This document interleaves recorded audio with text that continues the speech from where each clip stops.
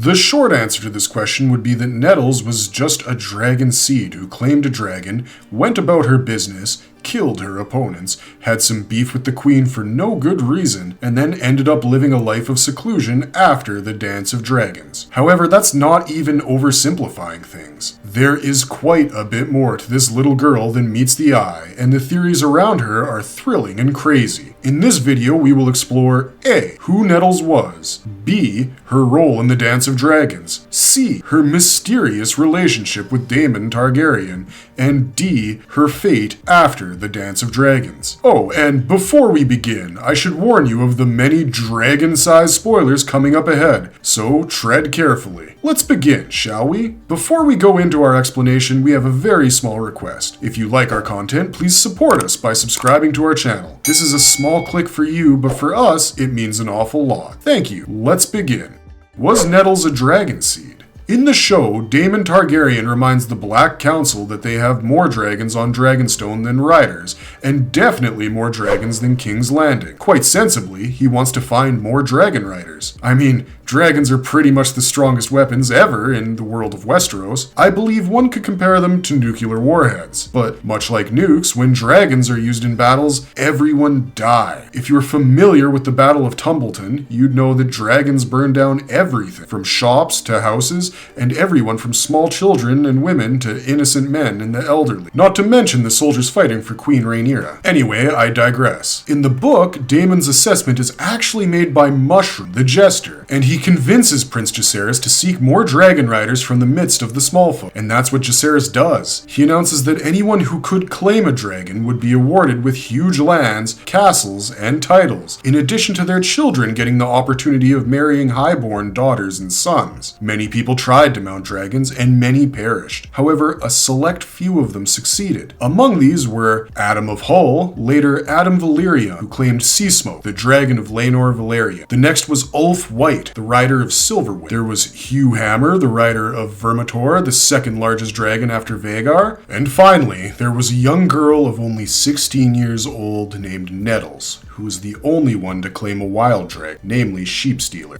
The young girl had a terribly morose early life. If you'd notice, all four of these dragon riders were either Targaryen or Valyrian bastards. The two houses had the blood of old Valyrians in them. Even House Celtigar traces its origin to old Valyria, but none of them are dragon riders. Interestingly, the Targaryen bastards were said to be born from the seed of a dragon, and eventually they came to be known as dragon seeds, or simply seeds. And Prince Jacaerys' adventure of finding his new dragon riders came to be known as the sowing of the seeds. So, now that I have established that Nettles was a dragon seed and who dragon seeds are, I want to guide you through the history of Nettles as described in the book Fire and Blood. So it's actually Maester Munkin who tells us the name of young Nettles for the first time. Now, in contemporary times, the word nettle is used as a verb for something annoying, but it is also used for a herbaceous plant which has jagged leaves covered with stinging hairs. I mention this because there's a theory that says that the girl Nettles has a deeper relationship with the forest than we may assume. I'll explore it at the end of this video. As far as her physical appearance goes, she was black-haired, brown-eyed, brown-skinned, and skinny. Now, in the book, all of the Valyrians and Targaryens were of fair skin, and so were their bastards. Ryan Condal and his team cast black actors to play the Valyrians, so that there was less confusion among the viewers. However, the fact that Nettles was of brown skin in the book is quite interesting and tells something about her birth mother. She was said to be a dockside prostitute who probably abandoned Nettles at a very young age and let her fend for herself. This is why, when Nettles grew up, she was not only fearless but also foul-mouthed. She grew up without a mother, without any money, and naturally she had no home or anyone to support her. In order to survive, Nettles gave in to stealing and a life of flesh trade on the streets of Spicetown and Hull. Girls of such low economic status in Westeros often traded their innocence to men for half a goat or a crust of bread, and this often happened right after the first flowering, if not before. Needless to say, Nettles had a rough upbringing, but she was fierce, and I would like to think that she was loyal to Rhaenyra. She may or may not have slept with Daemon, but she did not abandon Rhaenyra's cause for avarice, unlike the other two betrayers, Hugh Hammer and Ulf White. But how did this young prostitute manage to claim a wild dragon when several trained knights and lords of Dragonstone failed? Well, isn't it mildly strange that she could claim Sheep Stealer? So, I already explained what Nettles did for a living, right? And it's highly unlikely for someone of her profession in Westeros to quit and join the mainstream world. I mean, at best, one may become a highly esteemed professional courtesan who gets the privilege of choosing her own clientele. So in all probability, Nettles continued to do what she did even when she was 16. When Jacaerys Valerian asked the people of Dragonstone to claim dragons, the knights and men-at-arms tried their luck. 3 succeeded and the others returned injured or never lived to tell their stories. And yet, Nettles managed to claim Sheep Stealer, a dragon that had not been previously ridden. Instead of using her bronze, which she did not have in abundance, she chose to use her brain. Ultimately, all dragons are beasts, and all beasts form a relationship with someone who offers them food. So, Nettles would offer the dragon one slaughtered sheep every morning. Day by day and sheep by sheep, the dragon became increasingly familiar with Nettles, to the point that Sheep Stealer started expecting her. She kept inching closer to Sheep Stealer until the day the dragon allowed her to ride him. Of course, it is quite obvious how she must have retrieved these sheep to feed the hungry dragon. Anyway, some believe that there was something more to Nettles than meets the eye. Some believe that she had magical powers. However, these are nothing less than theories, with no basis to support them.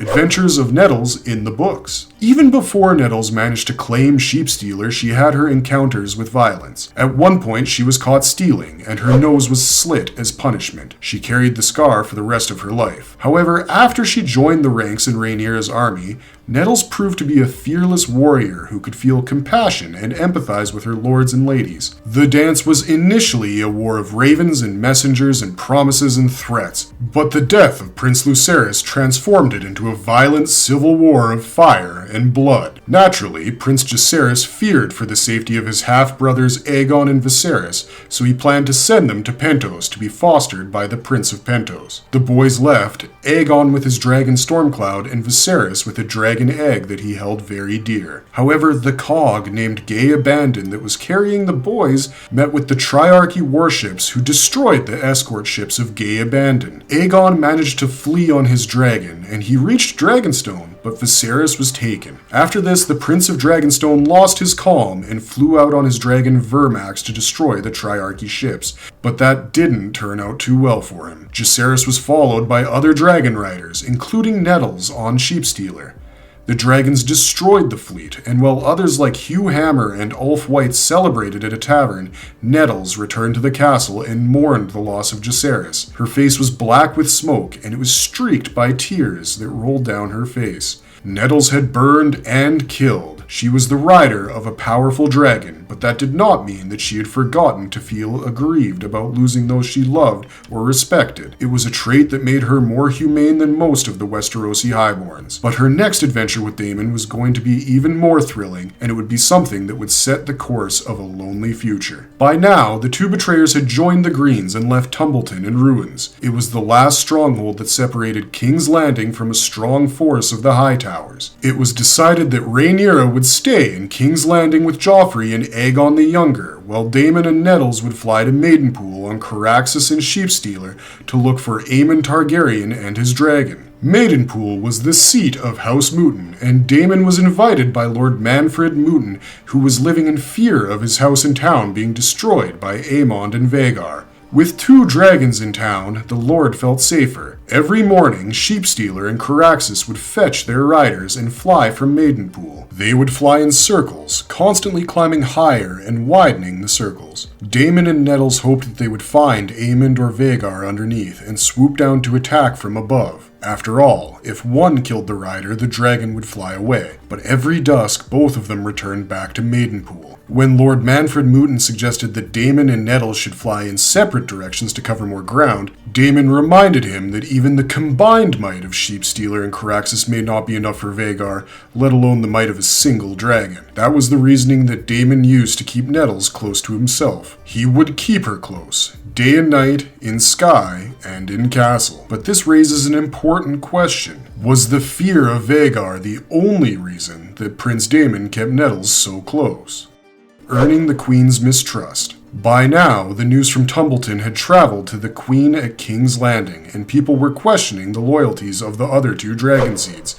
namely Adam Valyrian, the bastard legitimized by Corlys and named heir, as well as Nettles. Much like Ulf White and Hugh Hammer, Nettles and Adam were also born of bastard stock, so could they be trusted? Many, like Lord Bartimos Celtigar, believed that bastards were treacherous. He said, "It is in their blood. Betrayal comes as easily to a bastard as loyalty to true-born men." While the others requested Rhaenyra have Nettles and Adam arrested, only Corlys and Master Gerardus advised against such an action. But Rhaenyra had been betrayed so many times that she had started to hate the taste of caution. It got to the point where she started expecting treachery, even from those closest to her and those she loved the most. And yet, Rhaenyra did not act at once on her whims and call for the White Worm, Lady Mysaria, who was now serving as the de facto Mistress of Whispers to the Queen. The Queen posed the same question to Mysaria about the loyalties of Adam and Nettles. While Mysaria did not speak about Adam, she did have something to offer about Nettles and said, "The girl has already betrayed you, my queen.